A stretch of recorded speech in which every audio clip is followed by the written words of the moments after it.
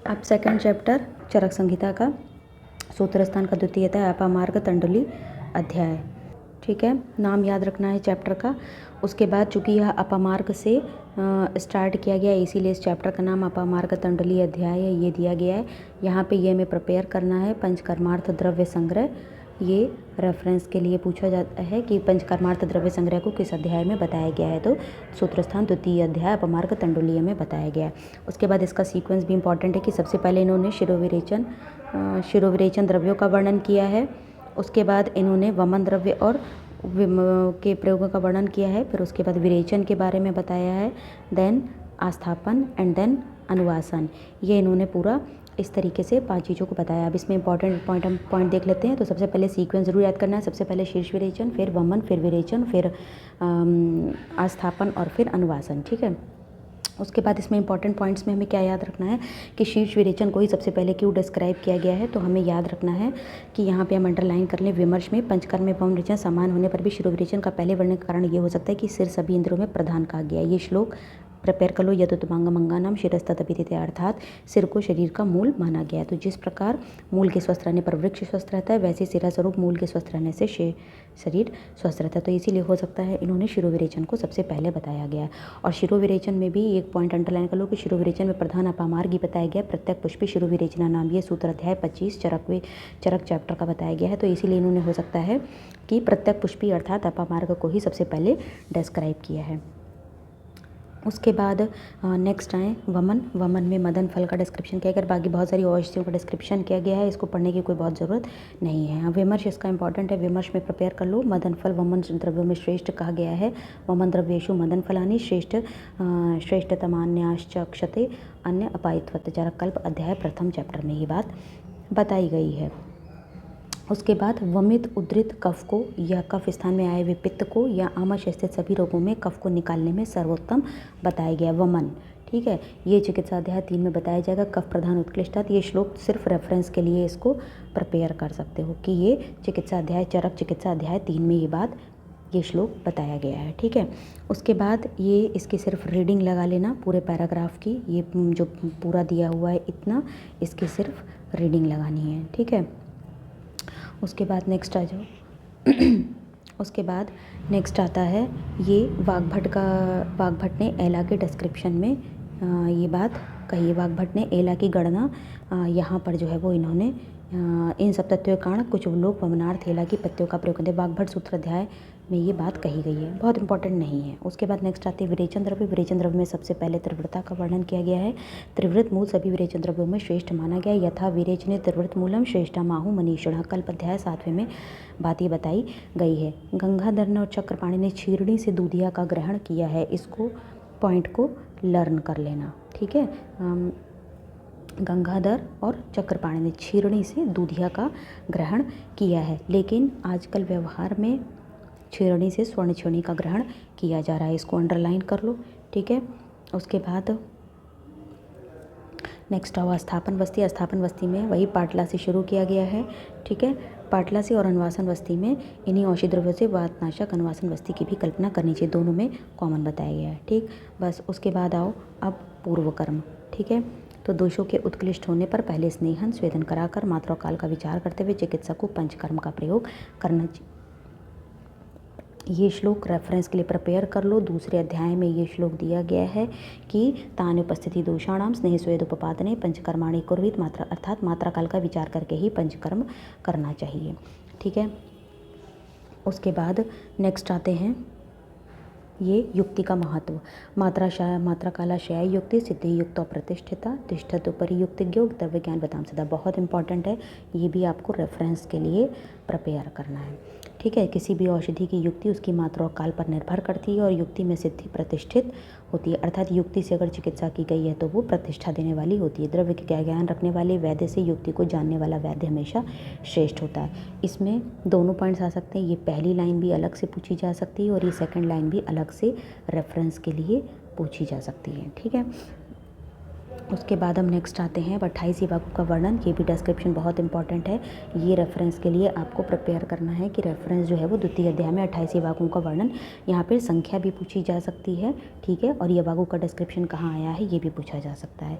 Learn करना है, 28 के 28 वाक्य लर्न करने हैं, कोई भी इसमें से आपको छोड़ना नहीं है। पिपली में ये शूलनाशक के वाक्य पहला पढ़ते हैं, ठीक है। तो शूलनाशक के वाक्य में पिपली पिपली मूल चविचित्रक नागरी, ठीक है, ये पढ़ना है। तो यहाँ पे ये यवागु जो होता है वो शूलनाशक यवागु, ये दीपनीय भी होता है और शूलग्न भी होता है, ठीक है। तो इसको जो है वो कोड बना सकते हो दीशु, ठीक है ना, दीपनीय होता है और शूलग्न होता है, और साथ में चूँकि पिपली पिपली पुल चविचित्रक नागरी दिया गया तो इसको लिख सकते हो पंचकोल। पंचकोल साधित जो होता है ये वागु दिया जाता है, दीपनीय और शूलग्न होता है, तो दीशु पंचकोल लर्न कर सकते हो। विमर्श में ये पॉइंट बहुत इंपॉर्टेंट है कि चक्रपाणी के मत में यवागु निर्माणार्थ प्रयोग होने वाले द्रव्यों में जो रस प्रधान है उन्हें आहार द्रव्य और जो वीर प्रधान है उन्हें औषध द्रव्य माना गया है। औषध द्रव्य के वीर के तरतम भेद से 3 प्रकार के भेद किए गए। ये एग्जाम्पल बहुत ज़्यादा पूछा जाता है, तीक्ष्ण वीर, ठीक है, मध्यवीर और मृदुवीर, तीनों पूछे जाते हैं। इसमें एग्जाम्पल भी चाहो तो याद कर सकते हो। ये इसमें एग्जाम्पल है सूंठ का, तीक्ष्ण में, मध्य में बिल्व और अग्निमंथ का है, और मृदु में जैसे आंवले को बताया गया है, ठीक है। तो इस प्रकार से, और इसमें आगे भी लर्न करना पड़ेगा, ये इसको कर लो। चक्रपाणी ने कहा है कि तीक्ष्ण वीर औषधि 1 कर्ष, मध्यम वीर अर्धपल और मृदुवीर 1 पल की मात्रा में लेना चाहिए। तीक्ष्ण वीर औषधि को 1 कर्ष की मात्रा में लेकर 1 परस्त तक जल में पकाने पर जब आता है तो छानकर उस जल से वागु का निर्माण करना चाहिए। ये इतना डिस्क्रिप्शन तो आपको पढ़ना ही पढ़ना है। उसके बाद सेकंड आ जाओ, पाचनी और ग्राही पेया, बहुत इंपॉर्टेंट है, इसको लर्न कर सकते हो। पग लिख लो, पग, पाचनी, प से पचनी, ग से ग्राहिणी, ग्राही, ठीक है। और इसमें बना ददित बिल्व चांगेरी तक्रदाडिम साधिता, ये ददित बिल्व चांगेरी तक चाहो तो श्लोक की तरह इसको प्रिपेयर कर सकते हो, पाचनी ग्राहिणी पेया, ठीक है। तो ये ददित बिल्व चांगेरी तक्रदाडिम साधिता, पग दधी से याद कर लो, पग दधी याद रहेगा तो ददित बिल्व चांगेरी और तक्रदाडिम साधिता ऐसे याद हो जाएगा। उसके बाद नेक्स्ट जो है वो नेक्स्ट थे सवाते पंचमूल की, इसको याद कर लो। सवाते पंचमूल की, पंचमूल के क्वाद से सिद्ध पेय वातज अतिसार में, यहाँ पे अतिसार वर्ड जो है वो अंडरस्टूड है। अतिसार वर्ड जो है वातिक अतिसार में पंचमूल से सिद्ध पेय को यूज़ किया जाता है। उसके बाद नेक्स्ट आ जाओ पित्त श्लेष में कहते हैं, वहाँ पे वातिक अतिसार की बात की, यहाँ पे पित्त और कफ अतिसार की बात की, तो याद कर लो कफ और पित्त, इसको ऐसे याद कर सकते हो। यहाँ पे पित्त का और कफ का 2 का डिस्क्रिप्शन किया गया, पित्त का और कफ का, तो यहाँ पे शाल पढ़नी प्रश्न पढ़नी, ठीक है। तो शाल पढ़नी प्रश्न पढ़नी, इस तरीके से 2 को यहाँ पे बताया गया है, ठीक है। लर्न पूरा ही करना है। शाल पढ़नी बला बिल्वे, प्रश्न पढ़नी च साधिता, दाढ़े ममला हिता पेया, पित्त श्लेष्म अतिसार, ये सारा जो है वो पित्त श्लेष्म में अतिसार में पेया ये दी गई है। उसके बाद नेक्स्ट आ जाओ रक्त अतिसार अग्नि, यानी कि अब वातज अतिसार, पित्तज कफज हो गया, अब ये रक्त अतिसार। रक्त अतिसार में पया सरदोद के छागी हृबेल उत्पल नागरी पेया रक्त अतिसाग्नि, हाँ, प्रश्न पढ़नी च साधिता, ये सारा जो है वो प्रक्रिया था। यहाँ पे अर्धोदक छागे, ठीक है, ये याद रखना है कि बकरी का अर्धोदक दुग्ध भी जो है वो इसमें लिया जाता है, ठीक। उसके बाद नेक्स्ट आते हैं आम अतिसार तथा मूत्र कृच्छग्नि पेया, ठीक है। तो इसमें याद कर लो दद्यात साति विषाम पेयाम सामले सामला नागरम, आमातिसार रोग में अतीस और सोंठ से बनी एवं खट्टे अनारदाने के रस से युक्त खट्टी की गई पेया होनी चाहिए। तो दद्यात अतिविषाम पेया सा आमे, ठीक है, मतलब कि आमज अतिसार में जो है वो क्या कहते हैं अतीस और सोंठ से बनी, ये अतीस हो गया, ठीक है, और नागर सोंठ हो गया, इनसे बनी हुई और खट्टे अनारदाने के रस से खट्टी की गई पेया को जो है वो ये सा अम्लाम, ठीक, इस प्रकार से इसको बताया गया है। आमातिसार में प्रयोग करते हैं। दूसरा आ जाओ मूत्रकृच्छग्नि, मूत्रकृच्छग्नि में स्वदंष्ट्रा कंटकारिभ्याम मूत्रकृच्छे सा फाड़िताम, अर्थात मूत्रकृच्छ रोग में स्वदंष्ट्रा और कंटकारी इनके क्वाद से बनाई गई पेया का प्रयोग करना चाहिए। उसके बाद कृमिग्नि आ जाओ, कृमिग्नि में बिडंग पिपले मूल शिग्रुभी मरीचेंचा, ठीक है, और तक्र सिद्धा यवागु स्यात् कृमिग्नि ससुवर्जिका, ये पूरा प्रिपेयर करना होगा, ठीक। उसके बाद नेक्स्ट आओ पिपासा और विष में प्रयोगार्थ यवागु, तो मृद्विका सारीवा लाज पिपली मधुनागर पिपासग्नि, इतनी चीज़ें जो तो मृद्विका सारीवा लाज पिपली मधुनागर, ये पिपासा को शांत करती हैं, और विष अग्नि च सोमराजी, ठीक है, विष को जो होता है वो सोम जो है वो नष्ट करता है। ये हो गया सोम और ये हो गया सद विषनाशक। ठीक है, तो विष के अपोजिट में सोम को समझ सकते हैं। सोम क्या है? सोम को एक तरीके से अमृत पान बताया गया है। ठीक है, तो विष को नष्ट करने के लिए सोम की ज़रूरत होती है। उसके बाद नेक्स्ट आ जाओ कार्श्य और मेदो रोग में प्रयोगार्थ। तो कार्श्य में सिद्धा वराह निर्युव यवागु ब्रंगणी मता, सुअर के मांस से बनाई गई यवागु ब्रंगणी वाली होती है। ठीक है, तो सिद्धा वराह निर्युव यवागु ब्रंगणी मता, तो कार्श्य रोग में ये देनी चाहिए। और गवेदु का नाम भ्रष्टा नाम कर्षणी सा समाक्षिका, अर्थात भुने हुए गवेदुक से बनी यवागु मधु के साथ सेवन करने से कर्षण करने वाली। अर्थात अगर पतला होना है तो गवेदु का नाम भ्रष्टा नाम का प्रयोग करो, जबकि अगर मोटा यदि व्रंगाण होना है तो सिद्धा वराह निरूह का यूज़ करो। फिर उसके बाद आ जाओ स्नेहन और रुक्षणार्थ।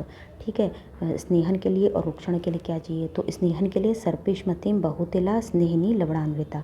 ठीक है, ये बताया गया है। तो सर्पिमति बहुतिला स्नेहिनी लवणान्विता। ठीक, ये बताया गया। कुशामलक निर्वय, श्याम का नाम विरुक्षण, ये विरुक्षण के लिए बताया गया कि कुशामलक का निर्यु और शामक का प्रयोग करना चाहिए। ठीक, उसके बाद नेक्स्ट आ जाओ श्वास का सगनी और पक्वाशयगत शूल में। ठीक, तो श्वास का सगनी के लिए दशमूली श्रुता का श्वास कफ आपहा, अर्थात दशमूल से सिद्ध की गई जो यवागु होती है वो काश, हिक्का, श्वास और कफ आपहा का मतलब होता है नष्ट करने वाली। ठीक है, इन सब का नष्ट करती है। उसके बाद यम के मदिरा सिद्धा पक्वाशय रुजापा, अर्थात पक्वाशय की रुजा को नष्ट करने वाली क्या होती है? यम के मदिरा सिद्धा। यमक क्या होता है? यमक होता है, ये यमक का मतलब होता है दो घृत या तेल में चावल को भूनकर मदिरा में, यम के मदिरा सिद्धा। ठीक है, मदिरा में सिद्ध करना है। उसके बाद नेक्स्ट सारक और ग्रही यवागु। ठीक है, सारक मतलब जो मल को बाहर निकाले, शाके माँ से तेले में सिद्धो वर्जो निरसती, अर्थात जो वर्ज का ठीक है निस्सरण करती है। शाके माले तेले से यानी शाक, मांस, तेल और मांस, ठीक है, इनके द्वारा जो मल को बाहर निकालती है। उसके बाद दूसरा आता है जम्बवाम रस्थि ददित बिल्व संग्रह की मता, जो संग्रह करने जो मल को बांधने वाली वो जम्बू आम्र, ठीक है, तदित अम्ल बिलवई, इसको बताया गया है। उसके बाद नेक्स्ट आ जाओ भेदनी और वातानुलोमनी। भेदनी और वातानुलोमनी यानी जो भेदन करे और वात का जो अनुलोमन करे। तो छाड़, चित्रक, हिंग व अम्लवेतस भेदनी मता, ये बताया गया है। और अनुलोमन के लिए अभय पिपली मूल विश्ववात अनुलोमनी बताया गया है। ठीक, उसके बाद नेक्स्ट आ जाओ घृत और तैल व्यापद। तो घृत तक्र सिद्धा यवागु से घृत व्यापद, यानी घृत व्यापद में तक्र सिद्ध यवागु देंगे, जबकि तक्र पिंड्याक साधित कब देंगे? जब तैल व्यापद होगा। ठीक है, ये हो जाएगा। उसके बाद नेक्स्ट आ जाओ विषम ज्वर अग्नि और कंठ रोग अग्नि। तो गव्य मांस रसई सामला विषम ज्वर नाशनी, ये विषम ज्वर में नाशक होता है, जबकि कंठा नाम यवा नाम यम के पिप्पल लामल कई श्रता। तो कंठ रोग में यवा नाम यम के पिप्पल लामल कई श्रता बताया गया। उसके बाद 25वां, इसको भी अंडरलाइन करो, शुक्र व स्रोतश में शूल जमनार्थ और वृश्य प्रयोगार्थ। तो ताम्रचूड़ रसे सिद्धा रेतो मार्ग के लिए ताम्रचूड़ रसे सिद्धा चाहिए, जबकि शमाश विदला वृश्य के लिए घृत क्षीरूप साधिता। शमाश मतलब उड़द वगैरह का प्रयोग बताया गया, उड़द वैसे भी व्रंघण करती है। ठीक है, उसके बाद नेक्स्ट आ जाओ मद रोग और क्षुधा रोग में प्रयोग। तो मद उपोदिकाम ददिव्याम तो सिद्धा मद विनाशनी, ये मद विनाशक कहा गया है, जबकि क्षुधाम हन्याद अपामार्ग क्षीरगोधा रसई ये क्षुधा के लिए बताया गया है। ठीक है, तो इस प्रकार से ये 27 और 28 यवागु हो जाते हैं। ठीक।